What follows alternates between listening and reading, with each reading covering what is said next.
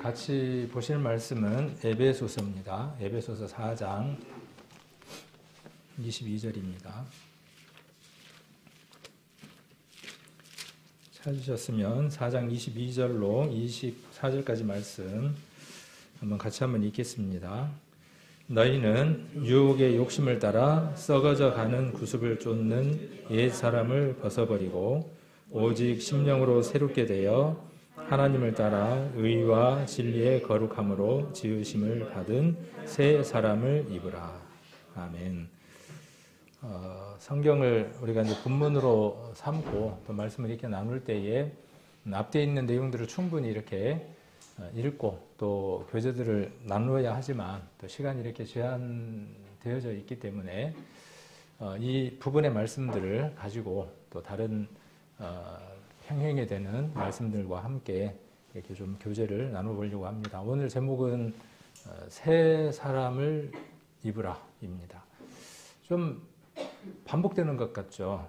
그렇죠. 주일날 설교하고 반복됩니다. 그리고 또 거기에서 조금 더 깊이 살펴보는 그런 시간들을 갖는 시간이 또 수요일의 시간이 될 것 같습니다.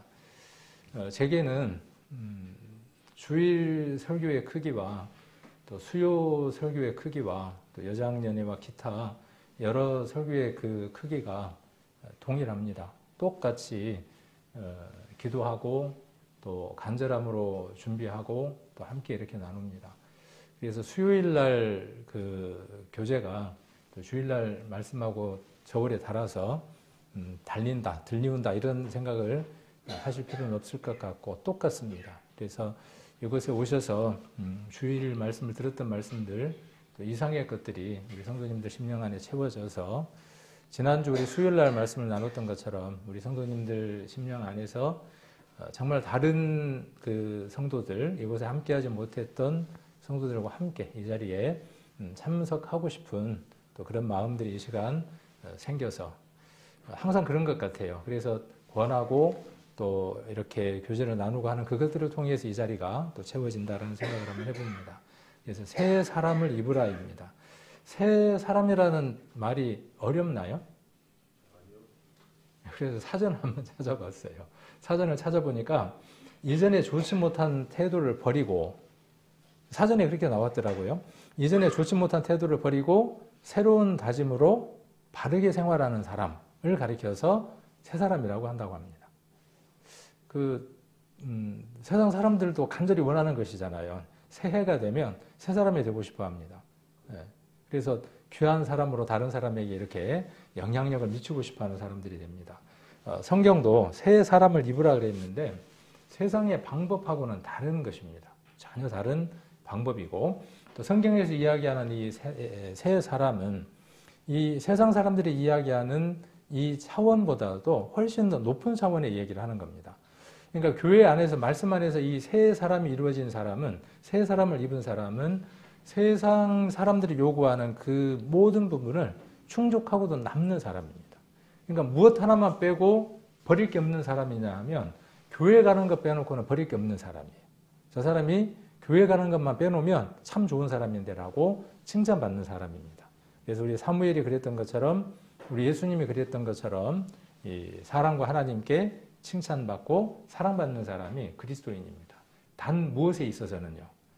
하나님을 향해서 시간을 갖는 것에 대해서는 칼 같은 사람들이죠. 또 하나님을 향한 부분에 있어서는 정말 모든 것들을 끊어버리는 사람들이죠. 너무나 냉정한 사람들이죠. 그러함에도 불구하고 인정받는 사람들입니다. 그런 사람들이 세상을 바꾸기도 했습니다. 오늘 에베소서에는 너희는 유혹의 욕심을 따라 썩어져 가는 구습을 쫓는 옛사람을 벗어버리고 번호 1번을 붙였습니다. 그리고 오직 심령으로 새롭게 되어 번호 2번을 붙였고요. 그리고 하나님을 따라 의와 진리의 거룩함으로 지으심을 받은 새 사람을 입으라 하는 걸 3번으로 했습니다. 어디서 들어본 것 같아요. 그래서 들어본 것 같습니다. 언제 들어봤습니까? 지난번 우리가 골로새에서 3장 9절로 10절 말씀을 우리 성도님들하고 나눌 때 들었던 말씀입니다. 제가 번호를 붙였습니다. 똑같이 골로새서와 에베소서에 번호를 붙였습니다.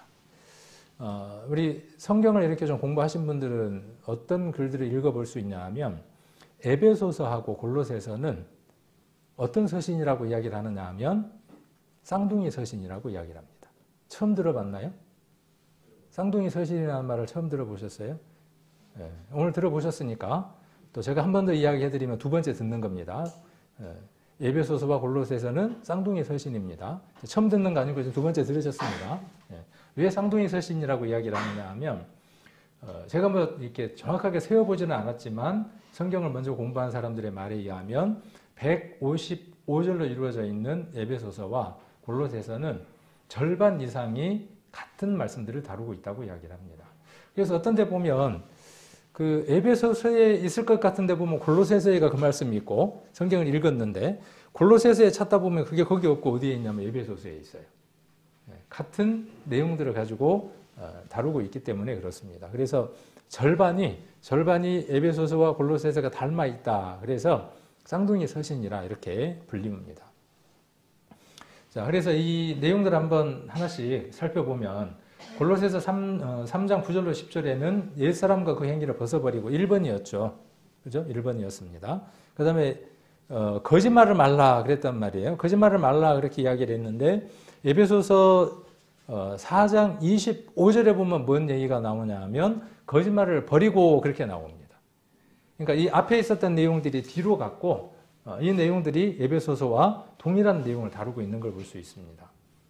그래서 에베소서 4장 22절에는 너희는 유혹의 욕심을 따라 썩어져가는 구습을 쫓는 옛 사람과 그 행위를 벗어버리고 라고 하는 말을 좀 더 서술해서 자세하게 설명하고 있는 걸 볼 수 있죠. 옛사람과 그 행위를 벗어버리는 것을 옛사람을 벗어버리고 라고 이야기를 했고 그 앞에 유혹의 욕심을 따라 썩어져가는 구습을 쫓는 옛사람의 습성이 어떠한가에 대해서 좀 더 자세하게 설명하고 있죠. 둘이 닮은 꼴이에요.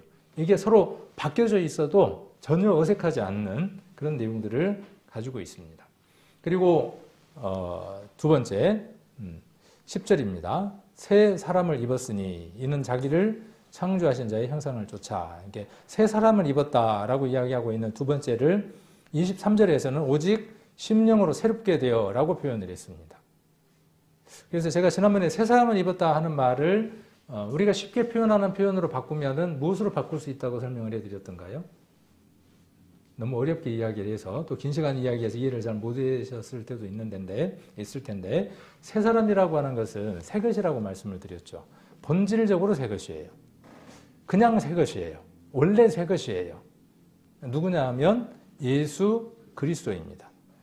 새 것은 이 세상에 없습니다. 새 것은 오로지 누구밖에 없느냐 하면 예수 그리스도 하나님 외에는 없습니다. 그분을 입는 겁니다. 이 말씀과 우리가 평행이 될 수 있는 말씀을 성경에서 찾을 수 있을까요? 성경을 읽는 건 이렇게 읽어가는 겁니다. 성경을 부지런히 읽을 때 여러분 안에 앞에 읽었던 말씀, 다른 성경에서 읽었던 말씀들이 기억되어져서 그 말씀들과 연관되어지는 것들이 계속 짝을 찾아가는 과정들을 이어져 가는 것이 말씀을 보는 방법들입니다. 그래서 그림을 그려가는 겁니다. 퍼즐이 있죠. 우리 300조각으로 나눠져 있는 그림이 있습니다. 저희 집사람하고 저하고의 결혼사진을 퍼즐로 착 만들었습니다. 그래서 300조각을 만들었어요. 둘이는 잘 맞출 수 있겠죠. 같이 사진을 찍었으니까 이건 머리, 눈하고 이렇게 잘 맞춰 나갈 거 아닙니까? 그런데 만일에 전혀 다른 그림이라면 그림 맞추기가 참 어렵겠죠. 그래서 먼저 어떤 실물에 대한 것들을 보고 그림을 맞춘다면 쉽겠죠. 우리는 이미 그 실물을 본 사람들입니다. 그래서 그 실물을 본 상태에서 그 조각들을 하나하나 이웃대의 그림들을 맞춰 나가는 시간들이 말씀을 읽는 시간입니다. 그리고 그 속에서 누구를 발견하느냐 하면 예수님을 발견하는 겁니다. 예수님은 다양한 모습으로, 다양한 형태로 우리에게 많은 것들을 교훈해 주시고 많은 은혜들을 내려주시죠. 성경 곳곳에서 찾는 거예요. 곳곳에서. 그 숨은 그림들을 찾아가는 겁니다. 그 맛이 이루 말할 수 없습니다. 근데 누구나 다 그런 것 같지 않다라고 제가 예전에서 한번 말씀을 드렸는데 그런 걸 즐겨하는 사람들은 그게 또 너무나 재밌어요. 근데 그게 어려운 사람은 또 어려움들이 있기는 하더라고요. 또 그분들에게는 또 하나님이 주시는 또 다른 어떤 은혜의 부분들이 있지 않을까 하는 생각을 해봅니다. 그래서 새 사람을 입었다라는 것, 오직 심령으로 새롭게 되었다고 하는 걸 번호 2번을 달아서 같은 것으로 제가 이렇게 이야기를 해두었습니다. 그래서 새 사람을 입는다는 것은 무엇이냐 하면 하나님이 내게 옷을 입혀주시는 거예요. 어떤 옷을 입혀주시는 거죠? 구원의 옷을 입혀주시는 거예요. 자, 예수 그리스도와 합하여 무엇을 받은 사람은? 예수 그리스도와 합하여 침례, 세례를 받은 사람은 무엇으로 옷 입었다고 성경에 기록되어 있었죠? 그리스도로 옷 입었다고 되어 있어요. 자, 이 말씀과 새 사람을 입었다고 하는 말씀은 동일한 말씀입니다. 같은 말씀입니다. 그리고 에베소서 4장 23절에 나와 있는 오직 심령으로 새롭게 되어라는 말은 동일한 말입니다. 심령으로 새롭게 된다 그러니까 심령이 무엇으로 생각하느냐 하면 그냥 마음의 생각이라고 생각하는 거예요. 마음이 바뀐 걸로 생각하는 거예요. 그렇지 않습니다. 그래서 우리가 좀 더 성경을 깊이 살펴볼 필요가 있는 것입니다. 자, 그리고 뒤에 3번으로 붙여놓은 걸 보면 새롭게 하심을 받는 자라 그랬어요. 자, 새 사람을 입었다는 완료형이에요. 어느 순간 한 번 이루어진 사실이에요. 그런데 뒤에 지금 나와 있는 3번은 새롭게 하심을 받는 자라고 되어 있습니다. 받는 자예요. 그러니까 이것은 한 번이 아니라 지속적으로 끊임없이 이루어져야 되는 사실입니다. 그리고 이것은 지난번에 고린도 후서 5장 17절에 말씀드리는 것처럼 다른 사람들에게 무엇으로 보여지느냐 하면 새 것이 된 겁니다. 피조물이 된 겁니다. 새로운 피조물이 되는 겁니다. 그래서 이전에 김종근이라고 하는 사람은 사라지고 새로운 김종근이라고 하는 사람이 되어져서 가장 가까운 사람들로부터 어떤 증거를 받느냐 하면 쟤 좀 많이 상당히 술찬이 이상해졌네. 주일날 말씀드렸던 것처럼 배려 불었네. 맛이 갔네. 이런 사람이 되는 것이 정상이에요. 그 세 번째가 새롭게 하심을 받는 자예요. 그래서 지난번에 우리가 갈라디아서에서 주일날 잠깐 말씀을 살펴봤었죠. 세상은 나를 어떻게 취급한다고요? 세상은 나를 어떻게 취급한다고 배웠습니까? 지난번에 갈라디아서에서 쟤는 죽은 자야. 이제 쓸데없는 자야. 세상에서 쓸데가 없는 자가 돼버렸어. 그렇게 취급을 받는다 그랬고 나는 세상을 대해서 어떻게 이야기한다고요? 저놈의 세상, 불타버려서 없어질 세상, 아무런 의미도 없는 세상. 한편으로는 맞지만 우리가 존재하는 이유는 무엇 때문이에요? 저 불타버릴 세상에 있는 사람들을 존재하는 거죠. 내가 존재하는 이유는.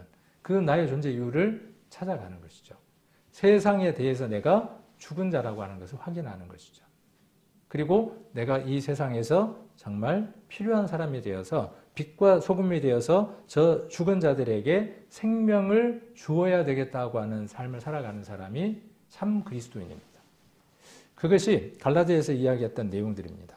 자, 그리고 그러니까 새롭게 하심을 받는 자입니다. 그런데 뒤에 보니까 지금 24절 한번 봅니다. 잘 따라오고 계시죠? 두 개 말씀을 지금 조금 눈치가 있는 분들은 성경을 이렇게 두 개를 잡아놓고 거기에다 이렇게 서로 왔다 갔다 표시를 해놓으면 다음에 더 이해가 되겠죠. 두 개 말씀은 평행이 되는 말씀이에요. 둘이 평행이 되는 말씀입니다. 둘이 똑같은 말씀이에요. 이 말씀이나 무게감이 똑같은 말씀이에요. 같은 얘기를 하고 있는 겁니다. 이런 구조는 바울의 서신서에 보면요. 무수히 많습니다. 앞으로 제가 이 내용들 똑같은 이 본문을 찾아서 1년 내 설교를 할 수 있어요.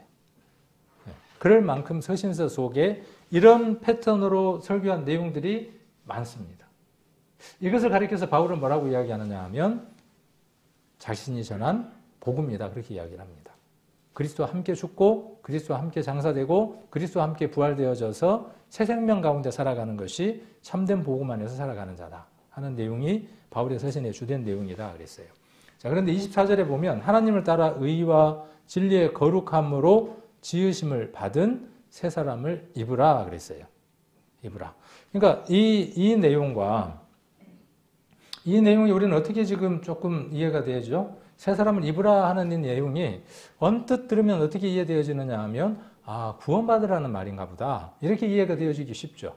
근데 그렇지 않다는 겁니다. 이 구절은 어떤 구절과 같다는 거죠? 이 구절과 평행이 된다는 거예요. 같은 내용이에요. 근데 여기 뭐라고 돼 있어요? 새 사람이라고 돼 있으니까 이 새 사람과 이 사람이 헷갈려요? 안 헷갈려요? 그죠? 앞에 뭐라 그랬어요? 새 사람을 입었으니 그랬는데 뒤에 지금 에베소서에서 4장 24절에는 또 뭐라고 이야기를 하고 있어요? 새 사람을 입으라 이렇게 이야기를 하니까 단어에서 지금 혼선이 와요 안 와요? 이 새 사람이 이 새 사람인가? 이 새 사람이 이 새 사람인가?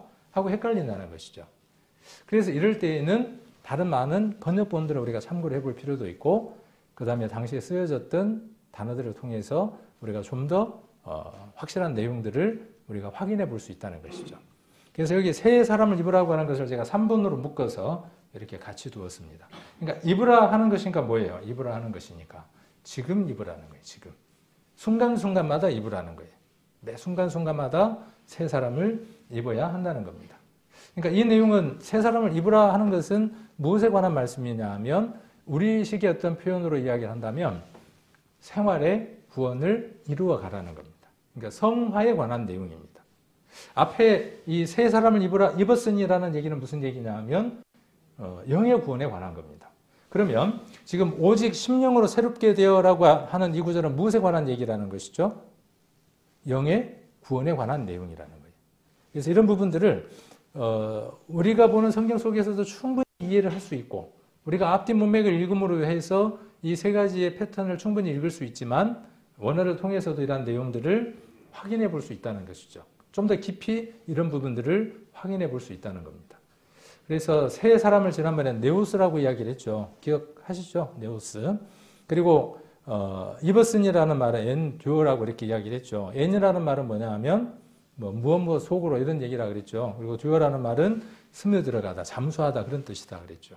우리가 예수 그리스도의 옷을 입으면 그러니까 이 새 사람이라고 하는 단어는 새 것이라고 이렇게 표현하는 게 오히려 맞습니다. 새 사람, 단어에서는 우리가 예를 들면 우리가 단어 안에도 여러 뜻들을 내포하고 있는 것처럼 영어 속에도 제가 종종 그런 예를 들지만 쉬운 예로 way, W-A-Y 그러면 way잖아요. way라는 그 단어가 우리말로 번역을 했을 때 여러 단어로 번역할 수 있다고요.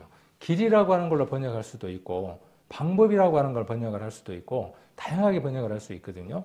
여기 네오스라고 하는 이 단어를 앞뒤 문맥을 맞춰서 성경을 번역하는 사람들이 새 사람이라고 이렇게 번역을 했어요. 그러다 보니까 어떤 것과의 오해가 있다는 거죠. 에베소서 4장 24절에 나와 있는 이 새 사람이라고 하는 단어와 오해가 되어질 수 있다고요. 그런데 이 새 사람과 골로새서에 나와 있는 새 사람은 다른 단어라고 하는 것입니다. 그래서 예수 그리스도로 옷 입는 게 가장 먼저 첫 출발이라는 겁니다. 그렇죠? 그래서 엔듀어라고 이렇게 되어져 있습니다. 자, 그리고 새롭게 하심을 받는 자. 지난 주일날 했으니까 아직 안 까먹고 기억하고 계시겠죠? 아나, 뭐 줄 때 아나 그러잖아요. 아나, 카이노. 카이노라는 말의 어근, 원래의 뜻은 원래는 무엇이냐 하면 여기 보니까 무엇이라고 되어 있었죠? 2537. 자, 여기 아나카이노라고 하는 단어는 스트롱 번호가 341번. 뭐 이런 것까지 알아야 돼. 그런데 들어놓는 겁니다, 그냥.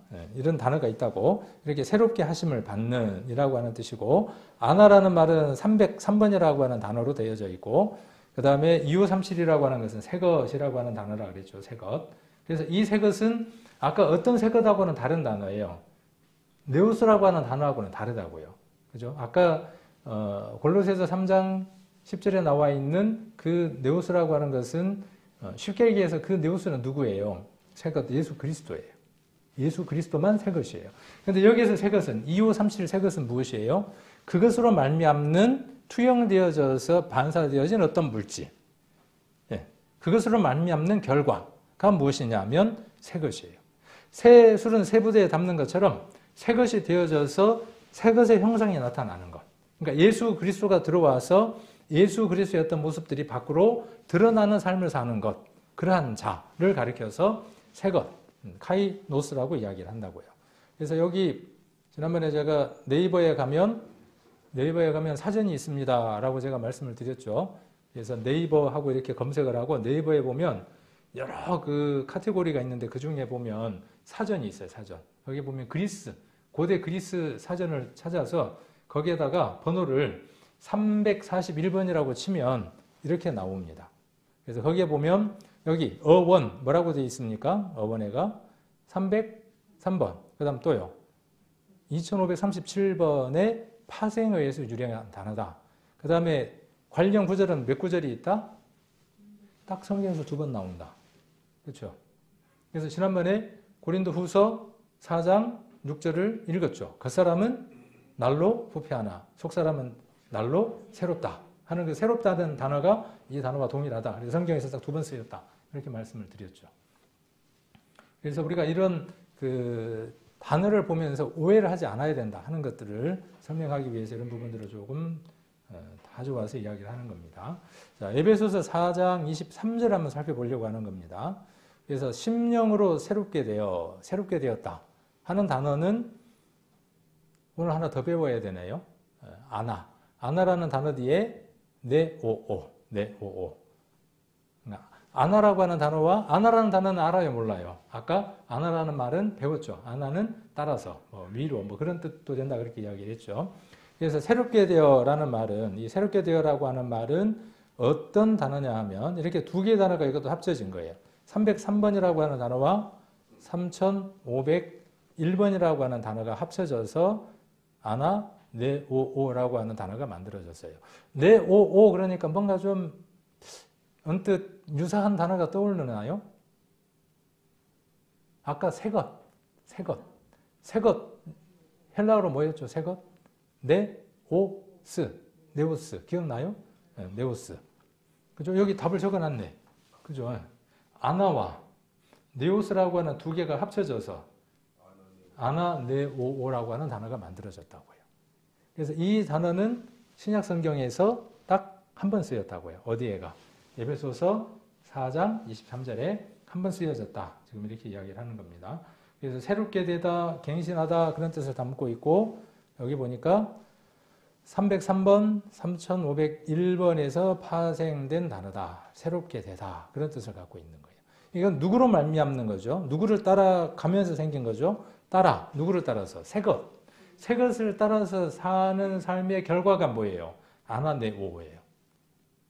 그러니까 단어 안에 무엇들이 다 숨겨져 있느냐 하면 그리스도의 삶들에 대한 내용들이 다 단어들마다 이렇게 숨겨져 있는 것들을 우리가 확인을 해볼 수 있습니다. 좀 매력이 있죠, 이 단어가. 이 언어가 관심이 좀 가지 않나요? 알파벳 24자로 이루어져 있으니까 조금만 시간을 내면 배울 수 있더라고요. 읽을 수도 있고 쉽게 읽을 수도 있고 그다음 읽을 수 있으면 사전을 찾아서 이렇게 배우는 것들도 가능하겠죠. 하루 반나절 정도만 투자하면 배울 수 있는 그러나 더 깊이 배우기는 좀 어려운 그런 언어이긴 합니다. 그래서 오직 심령으로 새롭게 되어라고 하는 말은 이렇게 무엇으로부터 영향을 받는 거죠? 새것, 네오스. 새것을 따라서 바뀌는 그 부분을 이야기를 하는 겁니다. 그래서 하나님을 따라 의와 진리와 거룩함을 지음을 받은 새 사람을 입으라 이렇게 이야기를 하고 있습니다. 자, 그 다음 새 사람을 입으라 그랬죠. 새 사람을 입으라. 그래서 이 새 사람은 똑같습니다. 한번 보면 어떤 단어가 합쳐진 단어냐 하면 아까 이 엔듀오라고 하는 단어는 아까 우리가 한번 배웠었죠. 앞에서. 그 네오스 엔듀오라고 이야기를 했죠. 새 사람을 입으라 할 때 새 사람을 사람이라고 생각하지 말고 새것, 예수 그리스도라고 생각하라 그랬죠. 예수 그리스도를 입는 거예요. 근데 여기는 뭘 입는 겁니까? 여기는 뭘 입느냐 하면 카오스예요. 카오스 앤 듀오예요. 자, 그렇게 해서 나오는 결과물이 뭐냐 하면 새 사람을 입는 거예요. 자, 여기 사람이라는 단어는 헬라어로 안드로포스라 그럽니다. 안드로이드. 좀 비슷한 것 같지 않아요? 안드로이드 어디에서 나오죠? 안드로메다? 여러분 쓰는 휴대폰에 보면 안드로이드라고 이야기를 하거든요. 거기에 보면은 사람 모양이 만들어져 있죠. 그래서 이런 단어들이 그냥 나온 게 아니라 우리가 쓰는 그 코로나19 후에 오미크론이 있었고 여러 가지 것들이 나오잖아요. 다 어디에서 나온 단어들이냐 하면 헬라어에서 가져온 알파벳 순서대로 이 코로나의 이름들을 붙인 거잖아요. 그러니까 우리의 어떤 삶하고 이 언어가 성경에 나와 있는 이 단어들이 멀리 떠나 있지 않다는 거예요. 지난번에 캐논 안 배웠구나. 다음에 이제 캐논 얘기를 한번 하도록 하고 이렇게 우리들이 알고 있는 일상들과 그렇게 많이 떠나 있지 않다는 거예요. 단지 그렇게 우리가 이렇게 단어를 외워서 배우는 것은 아니지만 그래서 이 사람이라고 하는 단어 여기 보면 카이노스 안드로포스라고 하는 단어가 붙어야 이게 뭐냐 하면 새 사람이 되는 거죠. 새 사람. 그런데 아까 무엇이었냐 하면 여기 이 세 사람은 뭐가 없죠? 세 사람 안에 안드로포스라고 하는 말이 있어요, 없어요? 안드로포스라는 말이 없어요. 사람이라는 말이 없어요. 그러나 그냥 네오스라고 하는 단어가 젊은 사람이라고 하는 뜻을 갖고 있으니까 번역을 할 때 세 사람이라고 번역을 했어요. 그래도 우리가 성경을 이해하는 데 전혀 문제가 안 돼요. 그분은 누구냐 하면 예수 그리스도라고 하는 것을 우리는 성경을 통해서 알 수 있으니까. 그런데 여기서 이야기하는 세 사람은 무엇이라는 걸 알 수 있습니까? 이제 여기서 세 사람이라고 하는 것은 무엇을 알 수 있느냐 하면 이 세 사람으로 말미암는 새롭게 되어지는 것으로 말미암는 나타난 모습이라고 하는 것을 알 수 있죠. 새 사람을 입는 겁니다. 예수 그리스도로 옷 입은 사람에게서 무엇이 보여지느냐 하면 예수님의 모습들이 보여지는 겁니다. 새 사람을 입고 살아가는 거예요. 그러니까 딱 보니까 어때요? 저 사람 입은 옷이 어떤 옷이에요? 예수라고 하는 옷을 입었어요. 어제까지는 어떤 옷을 입었는데? 마귀 자식이 옷을 입었는데? 어떤 옷을 입고 사는 거죠? 예수 그리스도라고 하는 옷을 입고 사는 거예요. 자, 이것은 노력하고 애쓰고 힘쓰면 나오는 걸까요? 자연히 나오는 걸까요? 개는 야옹하고 울잖아요. 태어나면서부터 개는 야옹하고 웁니다. 왜 개가 야옹하고 안 울고 멍멍하고 웁니까? 개니까. 고양이는 왜 야옹하고 웁니까? 야옹이니까. 그리스도인들은 왜 새 옷을 입은 모습으로 나오느냐 하면 새 옷을 입은 자이기 때문에. 어디가? 예수님의 원칙과 똑같습니다. 예수님의 원칙은 무엇을 먼저 깨끗이 하라는 거예요? 안을 먼저 깨끗이 하라는 거예요. 그러면 무엇이 나와요? 밖으로 깨끗한 것이 나와 그 사람을 깨끗게 하는 거예요. 이 원리가 성경의 원리인 거예요. 모든 종교는 어떻습니까? 밖에서 안으로 들어가는 겁니다. 금욕을 통해서, 법을 지켜서, 참아서 그렇게 해서 내면을 가꾸려고 하는 것이죠. 그런데 말씀은 어떻게 하는지 하면 속 사람이 새로워진 다음에 심령으로 새롭게 되는 일이 있어야죠. 여러분 심령으로 새롭게 된 일이 있었습니까? 자, 이 심령이라고 하는 걸 풀어서 봅시다. 심령을 풀어서 보세요. 그냥 마음입니까? 마음의 영입니까? 마음의 영이에요. 마음의 영이에요. 마음의 영이 새롭게 되어진 날이 분명히 우리에게 있죠. 여기 아나네오라고 하는 이 특별한 한 번밖에 쓰여지지 않는 이 단어의 일이 우리에게 어느 날 한 번 이루어진 일이 있다고요. 이 일이 이루어진 사람에게 야옹, 멍멍 하는 것은 뭐냐 하면 그냥 자연스럽고 본질적이고 자연스러운 일이라는 것입니다. 그래서 새 사람을 입어서 우리가 어떤 모습으로 사느냐 하면 우리는 어떤 모습으로 사는 거예요? 새 사람의 모습으로 사는 겁니다. 새 사람으로서의 모습을 살아가는 겁니다. 자, 성경을 보면 이것도 한번 정리를 할 필요가 있어서 한번 정리를 해드리려고 합니다. 옛 사람이 있고요. 그렇죠. 옛 사람. 그리고 새 사람이 있습니다. 그리고 겉사람이 있고 속사람이 있습니다. 이것은 무엇에 의해서 이렇게 나눠질까요?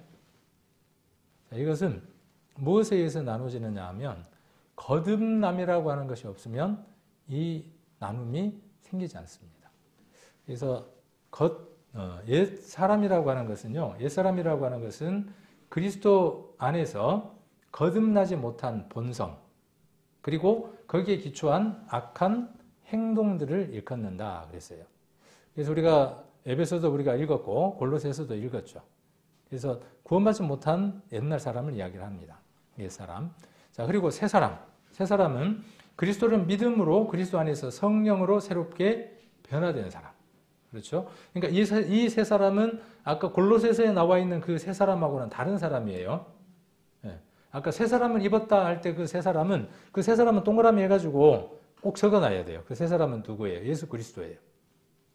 우리가 아니에요. 우리가 그런 새 사람을 입을 수 없어요. 우리가 새 사람을 입는 것인데 우리가 새 사람은 아니에요. 그 새 사람은.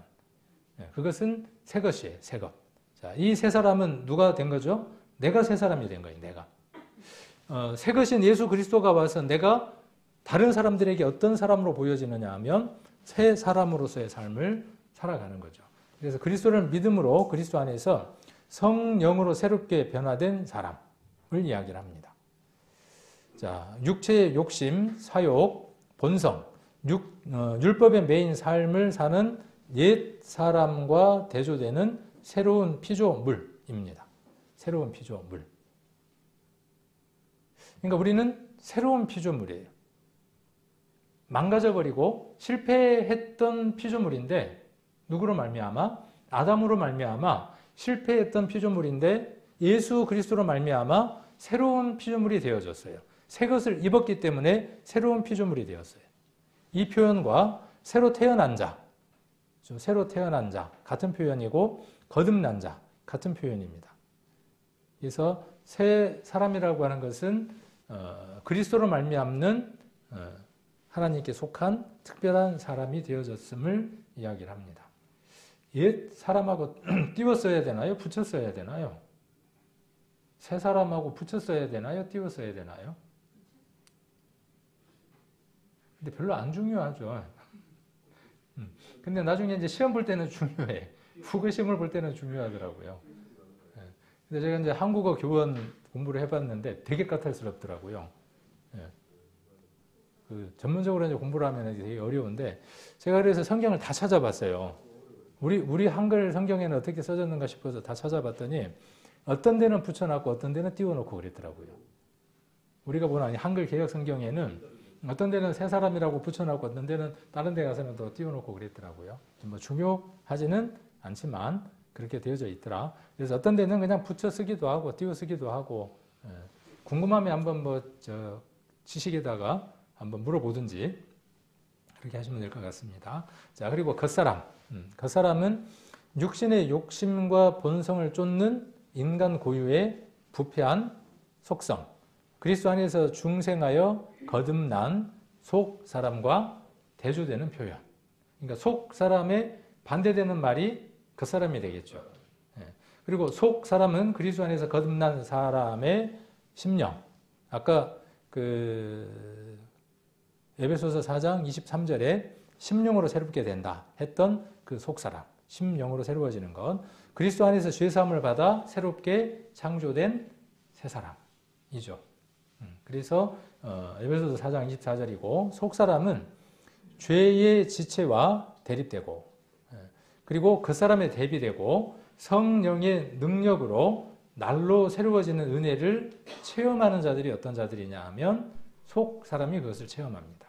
그 체험이 새 사람이 속 사람이 그 체험으로 말미암아 깊이들이 점점점 깊어져 가면 겉 사람은 어떻게 되어지겠어요? 겉 사람에 붙은 이렇게 표현이 되어 있어요. 겉 사람에 붙은 구습이 어떻게 되어지느냐 하면 떨어져 나갑니다. 자연스럽게 떨어져 나가요. 그러니까 이 둘은 서로 상관관계에 있는 거예요. 자, 이를 베드로는 뭐라고 표현했습니까? 숨은 사람이라고 표현을 했어요. 베드로전서 3장 한번 찾아보겠습니다. 베드로전서 3장 4절입니다. 베드로전서 3장 4절.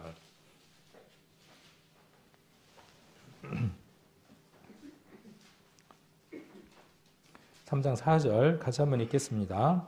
오직 숨은 사람을 온유하고 안정한 심령에 썩지 아니할 것으로 하라. 이는 하나님 앞에 값진 것이라.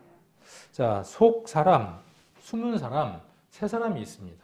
그러니까 새 사람에 반대되는 말이 대비되는 말이 어떤 말이 되겠어요? 옛 사람이 되는 것처럼. 그래서 올해의 목적이 무엇이냐 하면 옛 사람을 벗는 것, 그리고 새 사람을 입는 것 그랬잖아요. 그러니까 그 새 사람이 다시 구원받아라는 말이 아니라는 것, 오해하지 말라는 것이죠.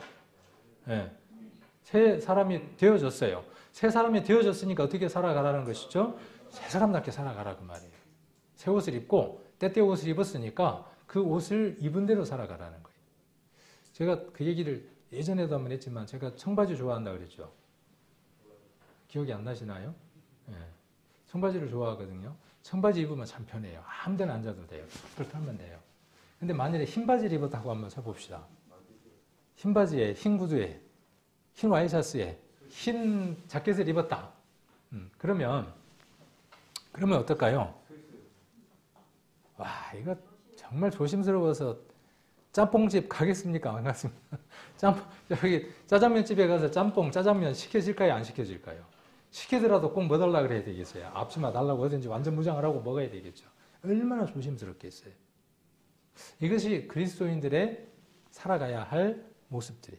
세상은요, 지뢰천지입니다. 지뢰밭이에요. 짬뽕 천지예요. 짜장 천지예요. 조금만 잘못하면 어떻게 돼요? 짜장물 튀어요. 안 튈 수 있습니까? 어떻게 해야 돼요? 무장을 했는데도 튀어. 그럼 어떻게 해야죠? 씻어야죠. 씻어야죠. 그죠? 씻어야죠. 뭘로 다시 씻어야 돼요? 예수 그리스도의 보혈로 다시 그 흰옷을 씻어야 하는 거죠. 그것이 무엇이냐 하면 지난번 우리 구역 모임 때에 그 구역 모임에 참석하지 못한 분들은 못 보셨을 거예요. 재밌고 유익하고 참으로 괜찮은 애니메이션 한 편을 봤어요. 거기에 보면 뭔 내용이 나오느냐 하면 엘리라고 하는 나무 목수가 나와요. 근데 그 목수가 만든 그 나무 인형들이 누구를 만나게 되냐 하면 그 엘리라고 하는 그 목수를 만나게 되면 그 나무 인형들에게는 사람들이 붙여주는 별표, 상이 되는 별표, 또 벌점들, 다른 사람의 판단 이런 것들이 붙지 않는 거예요. 우리가 예수 그리스도를 믿는 믿음 안에서요. 한없이 우리는 선악과를 먹은 대로 살아갑니다. 나는 내 자신에 대해서 선과 악으로 살아갑니다. 왜? 선악과를 먹은 자이니까. 내가 이러면 안 되는데. 그렇죠? 내가 왜 이렇게 살아가지? 한없이 나를 정죄하면서 살아갑니다. 매일 정죄합니다. 간혹 어때요? 바리새인처럼 나만큼만 살아보라 그래. 우리 교회 성도들 봐봐. 와, 전부 다 문제야. 나는 어때요? 괜찮거든. 스스로 뭘 붙이느냐 하면 좋은 별점 스티커를 붙이고 스스로 또 어떠냐 하면 나 같은 인생은 참 패배한 인생이야. 벌점을 붙이고 자기한테만 붙입니까? 다른 사람들한테 붙이면서 내가 붙여주니까 네 기분 좋지. 그리고 붙이는 거예요. 너 하는 거 보니까 잘못됐어. 별점 스티커를 붙이는 거예요. 행복한 삶인 것 같아요. 그래서 상을 받으면 자랑스러워해요. 또 다른 사람에게 나쁜 평가를 받으면 한없이 자존심이 상해요. 일평생을 그러고 살아갑니다. 그 30여 분이 안 되는 그 애니메이션이 우리에게 가져다주는 유익이 참으로 크더라고요. 그 박정도 집사님 말 맞다나 구역 모임에 참석한 사람이나 안 한 사람이나 똑같으면 안 되잖아요. 제가 주일날이었네요. 설교가 안 들려서 찬양하는 게 안 들려서 찬양하는 게 안 들려요. 그랬더니 나중에 저보고 뭐라 그러냐면 그러면 교회 와서 말씀 듣는 사람이나 집에서 듣는 사람이나 똑같게 해요. 그러더라고요. 정말 맞는 얘기죠. 그래도 밴드에다 올려드릴까요? 한번 보시라고? 한번 보시라고 제가 이전에 제가 밴드에 한번 올려놨었는데 조회수가 15번도 안 되더라고. 별로 재미없었는가 안 보시더라고. 한번 이번에 올려놓을 테니까요. 다시 한번 보시면 좋을 것 같아요. 그래서 우리의 신앙생활하고 한번 이렇게 비교를 해서 보시면 유익할 것 같아요. 그래서 이 속 사람이, 숨은 사람이 어떻게 되어지느냐 하면 오직 마음에 숨은 사람을 온유하고 안정한 심령에 썩지 아니할 것으로 하는 거죠. 숨은 사람에게 필요한 것은 무엇이냐 하면 여기 온유하고 안정한 심령. 아까 에베소서 4장 23절에 나와 있는 그 심령이에요. 마음 안에 있는 영, 그 영, 새 사람을 입은 그 영, 예수 그리스도를 입은 영, 그 영으로 말미암아 속 사람이 강건하여지고 풍성하여지고 새로워지고 확장되어져 가는 겁니다. 이렇게 표현할 수 있어요. 우리 속 사람은 창세기 1장과 똑같습니다. 처음 구원받은 사람의 그 속 사람은 창세기 1장과 똑같습니다. 이게 얼른 이해가 되는 사람도 있을 거예요. 혼돈이었죠. 흑암이었죠. 예수 그리스도가 오셔서 어떻게 되어지느냐 하면 빛이 있기 시작을 합니다. 모든 것들이 질서를 잡으면서 하나하나 자리를 잡기 시작을 합니다. 그리고 마지막으로 진정한 다스림이 시작이 됩니다. 그것이 구원받은 사람 안에 일어나야 할 일들입니다. 이 구원받는 것들은 예수님이 이스라엘 땅에 태어나신 것과 같습니다. 그분이 오셔서 역사하시기 시작을 합니다. 사역하기 시작을 합니다. 그분의 능력들이 나타나기 시작을 합니다. 죽은 자들이 살아나기 시작하고 걷지 못하는 자들이 일어나기 시작을 하고 그 많은 풍성한 일들이 3년 반의 그 일들이 구원받은 사람 안에 풍성하게 역사하기 시작을 합니다. 그리고 십자가에 매달리고 죽으시고 장사되고 부활하는 그리고 그 이후에 다시 오마 약속하셨던 그 모든 내용들이 우리 안에 이루어지기 시작을 합니다. 많은 것들을 우리가 비교할 수 있습니다. 애굽에서부터 탈출해서 광야를 걷기 시작을 하는 겁니다. 광야 40년의 삶을 살다가 어디로 들어가느냐 하면 가나안 땅으로 들어갑니다. 그리고 가나안 땅에서 정복하기 시작을 합니다. 정복이 목적입니까? 아닙니다. 나누죠? 나눔이 목적입니까? 아닙니다. 그 이후에 많은 일들이 이루어지기 시작을 합니다. 그리스도인들의 삶들 안에는 그 심령 속에 일어나야 할 부분들을 성경은 수없이 이야기를 하고 있습니다. 그러므로 성경은 무엇에 관한 내용이냐 하면 우리 안에 예수 그리스도가 오셔서 일어날 일들에 대해서 세부적으로 자세하게 이야기하고 있는 책들입니다. 어디부터요? 창세기 1장 1절부터 요한계시록까지입니다. 그래서 이 숨은 사람이 온유하고 안정한 심령에 썩지 아니할 것으로 하는 겁니다. 자, 이것이 하나님 앞에 어떤 것입니까? 값진 거예요. 값진 것. 이 값진 것이라는 말은 뭐냐 하면 사라지지 않는 거예요. 이 세상에 값진 건 뭐밖에 없습니까? 금덩어리? 값진 거 아니에요. 이 세상에서는 값진 거예요. 이 세상 앞에서는 값진 건데 하나님 앞에서는 뭐예요? 아무것도 아니에요. 하나님 앞에 값진 건 뭐예요? 바울이 전했던 그 복음, 지금 우리가 이야기하고 있는 이 내용이에요. 예수 그리스도로 옷 입는 것, 그렇죠? 예수 그리스도로 옷 입는 겁니다. 그리고 그 옷 입은 것에 합당한 삶을 살아감으로 말미암는 하나님의 나라를 확장해 나가는 그 일. 그 일이 하나님 앞에 값진 거예요. 근데 그것은 어디에서 이루어져야 하는 거예요? 속에서. 심령 가운데에서. 마음의 영에서부터. 구원받은 그것으로부터 시작하는 겁니다. 그것이 새로워져야 하는 겁니다. 이것은 무엇으로 그러면 새로워질까요? 매일 무엇으로 새로워질까요? 방앗간에 그 발동기가 끊임없이 돌려면 뭐가 필요하겠습니까? 전문 용어로 지름. 지름이 필요하죠. 지름이 없으면 어떻게 돼요? 서죠. 우리도 무엇이 없으면요? 말씀이 없으면 멈춰 서는 겁니다. 오늘 읽었던 말씀은 오늘을 위한 겁니다. 어제 읽었던 말씀은 어제 위한 거예요. 제 인생 철학이 오늘 못 먹은 밥 일상에 돌아오지 않는다. 안 돌아와요. 절대로 안 돌아와요. 오늘 밥은 오늘 밥일 뿐이에요. 신앙에 있어서 제 철학은 뭐냐 하면 오늘 내게 주어진 말씀 읽지 않으면 내일은 내일 말씀일 뿐이에요. 하나님 앞에 이것이 가장 값진 겁니다. 최고 값진 것은 이것이 가장 값진 겁니다. 그러므로 여러분들은 오늘 값진 일을 하신 겁니다. 지난번 수요일도 말씀을 드렸고 또 주일도 그런 말씀을 드렸는지 모르지만은 이렇게 잘했다고. 하나님이 해주시는 최고의 칭찬입니다. 엘리를 만났을 때의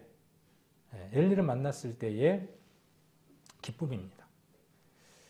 세상 사람은 세상 사람들의 기준으로 평가합니다. 선악의 기준을 매깁니다. 하나님 앞에 우리가 섰을 때에는 하나님이 보시는 그 기준으로 우리를 기쁘게 받으신다는 겁니다. 그리고 중생이라는 말은 중생이라는 말 성경에 나오나요? 네, 나옵니다. 그래서 중생이라는 말은 영적으로 죽은 상태에서 하나님의 은혜로 새 생명을 가지게 된 거예요. 이 말을 풀어 쓰면 뭐예요? 중생이라는 말을 풀어 쓰면요. 두 번 나는 거니까 거듭남이에요. 거듭남. 그래서 즉 하나님의 자녀로 다시 태어난 것이에요. 한 번은 어떤 존재로 태어난 것이죠? 하나님을 떠난 사단의 존재로 삶을 살다가 누구에게로? 하나님의 자녀로 탄생된 것이죠. 이는 근본적이고 즉각적인 변화예요. 서서히 나타나는 게 아니에요. 죽어봐야 아는 게 아니에요. 이 중생이라고 하는 것, 거듭남이라고 하는 것은요. 어느 시간이 지나서 점점 깨달아가는 게 아니라 즉각적인 거예요. 즉시적인 거예요. 그래서 근본적이고도 즉각적인 변화가 나타납니다. 그리고 무엇을 수반하느냐 하면 회개를 수반합니다. 온전하게 예수 그리스도를 만난 자는요, 예수 그리스도의 십자가를 바라보면서 무엇을 보게 되느냐 하면, 예수 그리스도의 십자가를 바라보면 뭘 보게 될까요? 인간의 잔인함? 인간이 이렇도록 잔인할 수 있을까? 와, 예수님 얼마나 고통스러웠을까? 머리에 가시면류가 쓰셨을 때 얼마나 아프셨을까? 두 손과 두 발에 못이 박았을 때 뼈가 얼마나 고통스러웠을까? 옆구리에 창으로 찔렸을 때 그 심장이 얼마나 힘들었을까? 등뼈가 다 드러나서 나무에 매달렸는데 얼마나 숨쉬기가 힘들었을까? 피가 벌컥벌컥 나왔을 텐데, 아이고 불쌍한 우리 예수님. 다 무엇을 봐야 하는 겁니까? 우리는 그것 속에서 무엇을 보느냐 하면요, 내 죄의 값을 보는 겁니다. 세상 사람들은 그것을 보지 못합니다. 보려고 하지 않습니다. 그냥 인간적으로 안타까운 거예요. 우리는요, 나의 죄의 값이 무엇인지를 예수 그리스도를 통해서 보는 겁니다. 그래서 그분의 십자가가 내게 효험이 되는 겁니다. 의미가 있습니다. 그러면 내 죄의 값이 얼만큼 크다는 거예요? 내 죄의 값이 얼만큼 크다는 거예요? 역으로 우리가 그렇게 생각을 해볼 수도 있어요. 죄 얘기를 하고 우리가 복음을 풀 수도 있지만, 예수 그리스도의 십자가의 복음의 사건을 이야기를 하고 역으로 죄의 얘기를 해볼 수도 있어요. 우리 그리스도인들의 삶들은 그렇습니다. 역으로 우리가 얼만큼 죄인인가를 처절하게 깨달으며 살아가죠. 간혹 손톱이 깨져서 요즘 손톱이 잘 깨지더라고요. 깨져서 요 손톱이 속까지 드러날 때가 있어요. 그러면 여기에 다른 것들이 닿잖아요. 자지러질 것 같아요. 네, 자지러질 것 같아요. 그만한 고통도 참지를 못합니다. 손톱이 차문에 끼어가지고 멍이 들어가면서 아파 들어오는데 한 6개월, 몇 개월 동안은 정말 힘들어요. 참기 어려워요. 근데 그러한 고통보다도 더한 그 고통이 누구에게 있으셨냐 하면 그분에게 있으셨다고요. 그분은 스스로 그것을 선택을 하셨어요. 누구를 위해서냐 하면 나를 위해서. 무엇 때문이냐 하면 나의 죄의 값이에요. 그러니까 예수 그리스도의 십자가를 통해서 무엇을 봐야 정상적인 사람이죠? 내 죄를 읽을 수 있어야 하는 거예요. 얼만큼? 그때만? 지금은요? 내일은요? 순간순간마다. 그러니까 순간순간마다 누구를 보는 것이냐 하면 예수 그리스도를 보는 겁니다. 엘리를 순간순간 만나는 거예요. 그럴 때 우리는 그리스도 안에 있는 것이므로 정죄함이 없어요.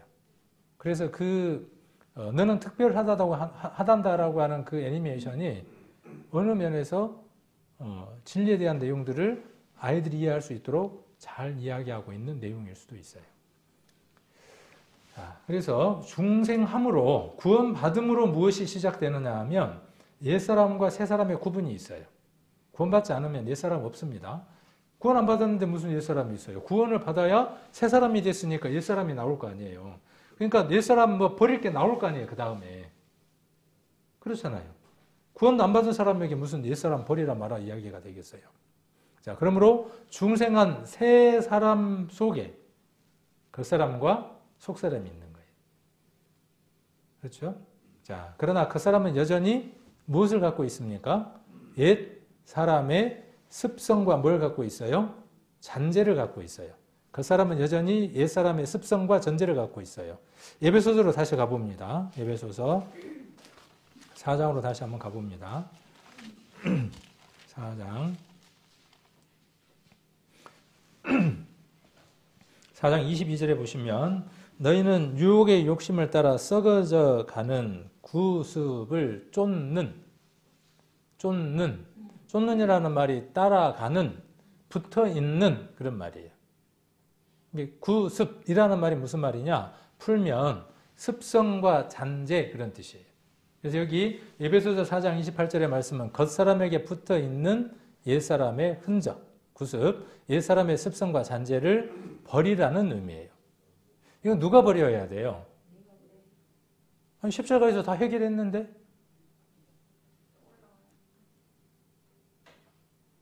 그러니까 그 부분을 정확하게 정리를 해야 될 필요가 있죠. 이미 정리가 되어져 있는 분들이 계실 겁니다.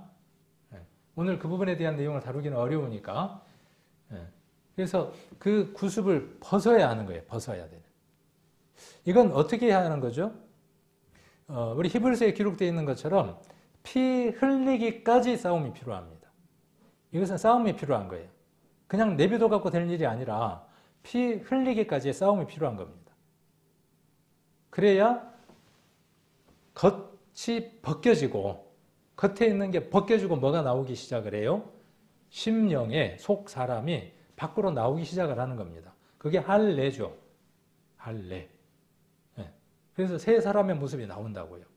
그런데 벗겨져야 될 게 뭔지를 몰라. 뭐가 붙어 있는지도 몰라. 내게 옛 습성과 잔재가 뭐가 있는지를 전혀 몰라. 나는 잘 살고 있다고 생각해. 왜 그렇게 생각하는지 아십니까? 구원받았으니까. 구원받았으니까. 속는 거예요. 속는 겁니다. 구원 받았으니까 어떻게 해야 하느냐 하면 예수 그리스도의 십자가를 바라보며 바울이 그랬던 것처럼 내가 죄인 중에 괴수라고 하는 마음들 속에서 살아가게 됩니다. 죄를 많이 짓게 된다는 말이 아니라 그의 안에 죄에 대한 깊이가 달라진다는 것이죠. 죄를 바라보는 관점이 달라지는 겁니다. 그리고 그리스도에 대한 크기는 점점 더 커져가는 겁니다. 자, 그리고 에베소서 4장 24절 말씀은 진정한 새 사람, 곧 새 사람을 이야기를 합니다. 그래서 그 사람은 육에 이끌리고, 그렇죠? 그리고 새 사람에게 있는 속 사람은 영에 이끌립니다. 이게 뭐냐 하면 로마서에서 이야기하는 갈등들이죠. 이것에 온전한 승리를 할 수 있어요, 없어요? 하려고 애를 쓰며 살아가는 거죠. 언제까지? 주님 오실 때까지. 더러는 승리를 맛볼 때도 있고, 누가 그랬던 것처럼 이스라엘이 가나안에 들어가서 그들의 족속들을 정복하고 승리할 때도 있지만, 때로는 하나님 말씀에 불순종함으로 말미암아 패배를 경험하기도 하죠. 또 남겨두었던 정복하지 못했던 것들 때문에 가시가 되어서 그들이 끊임없이 고생했던 것들을 보게 되죠. 이것이 우리의 신앙의 여정들입니다. 뒤에 25절을 한번 보시면, 자, 4장 25절. 그런즉 거짓말을 버리고 각각 그 이웃으로 더불어 참된 것을 말하라. 이는 우리가 서로 지체가 됨이니라. 자, 우리가 서로 지체예요. 몸의 한 일부분이에요. 그래서 우리는 어떻게 해야 하는 겁니까? 참된 것을 말해야 돼요. 뭘 버리고? 참된 것을, 거짓을 버리고 참된 것을 말하는 거예요. 골로새서 3장 9절에 나와 있는 거짓말, 서로 거짓말을 말라 하는 그 말씀과 지금 25절에 있는 말씀은 평행한 말씀이에요. 참된 것을 말하라. 이렇게 말하고 있습니다. 우리 그리스도인들 각각 한 사람 한 사람들이 그리스도 안에서 지체입니다. 한 부분들입니다. 어느 사람은 여기 엄지손가락일 수도 있고 어떤 사람은 여기 부분일 수도 있어요. 여기가 문제가 생기면 어떻게 되어지는 거죠? 이 부분이 문제가 되죠. 각각이 다 서로 연관되어 있습니다. 연결되어져 있습니다. 올 한 해 우리 교회가 하나님 안에서 한 생명을 전도하는 것을 실천 목표로 삼았습니다. 교회가 한 생명을 전도하는 이 일은 서로 연결되어지는 일에 있어서 가장 중요한 일입니다. 내가 한 생명을 살리기 위해서는요, 가장 기본이 되는 이 일, 아까 번호를 붙였죠. 번호 1번, 2번, 3번 머릿속에서 그려지죠. 골로새서 3장 9절 10절 그리고 에베소서 4장 22절 23절 24절 1번 2번 3번 머릿속에 그려지시죠. 이게 여러분 안에 온전하여질 때 한 지체는 건강한 겁니다. 한 교회가 건강한 겁니다. 우리는 교회들이 모인 겁니다. 그렇죠. 각각의 교회들, 성전들이 모인 거예요. 그 한 교회가 온전하고 건강하고 거룩하고 튼튼했을 때 이웃 교회하고 연결이 되어지면 점점 더 큰 일들이 해나갈 수 있습니다. 그래서 교회가 왜 이래? 우리 구역 모임이 왜 이래? 또 저 사람이 왜 이래? 하는 것은 엘리를 만나지 못한 사람의 모습이에요. 엘리를 만나면, 예수님을 만나면 내 안이 새로워져 있는 사람은 모든 사람을 어떤 사람으로 보는 거죠? 고린도 후서 한번 보겠습니다. 고린도 후서 5장 16절입니다. 5장 16절. 고린도 후서 5장 16절. 같이 한번 읽겠습니다. 그러므로 우리가 이제부터는 아무 사람도 육체대로 알지 아니하노라. 비록 우리가 그리스도도 육체대로 알았으나 이제부터는 이같이 알지 않노라. 예수님을 육체대로 알아서 구원을 못 받았죠. 그래서 예수님을 육체로 알지 않는 사람은 누구도 육체로 알지 않습니까? 아무도 육체대로 알지 않는다고요. 그래서 더 이상의 별표 스티커도 붙이지도 않고 더 이상의 별점 스티커도 붙이지도 않고